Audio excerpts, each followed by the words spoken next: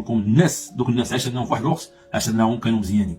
دابا شنو واقع فيهم ولا شنو تيقولوا فينا؟ حنا ما عندناش مشكل يهضر كما قال هو، كان فيه الدم ديال هتلر ما كنخافش باش نرجع له، حتى حنا ما كنخافوا ما كنرجعوا له.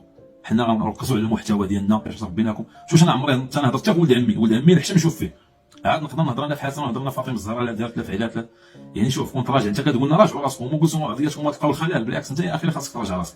حنا الحمد لله غير الانسان ملي كيقول كطيح البقره كيكثروا الجناوه، اما حتى شي حاجه ما كاينه الحمد لله في الدار. مقتنعين بذاتنا مقتنعين براسنا، وهذا المشكل وقسم بالله ما كتاثر فينا اكثر ما اثر في خوتك اللي كيتصلوا قسم بالله وتيبكيو بالدموع وتيقول داك السيد ما سمحوا له لا الدنيا لا اخره. علاش حيت طيحنا في واحد الموقف ما عمرنا كنا كنتصوروه. الوالد ديالك مات خلاكم خوت باش تحنوا بعضياتكم، ماشي باش انت تنوض تضرب في اختك. اختك درتي لها شي حاجه كنوقع مشكل حقا.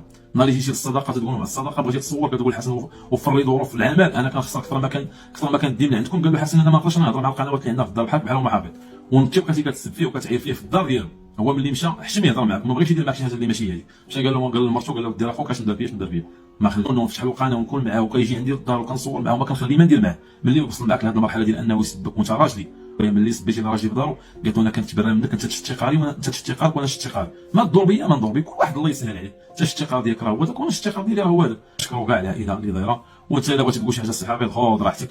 وكما تدون انت والزمان وبيننا. وبالنسبه للخوف اللي كتهضر عليه حنا ماشي تنخافوا، حنا غير كنحشموا وكنوقروا لك على وجه النسوبيه واختك كاينه عندنا في الدار، حنا ما عندناش نخافوا موت وحده اللي كاينه. حنا كنواجهوك بالحقيقه، ولا كانت شي حقيقه انت عندك اللي غادي تصدم المغاربه وغتصدم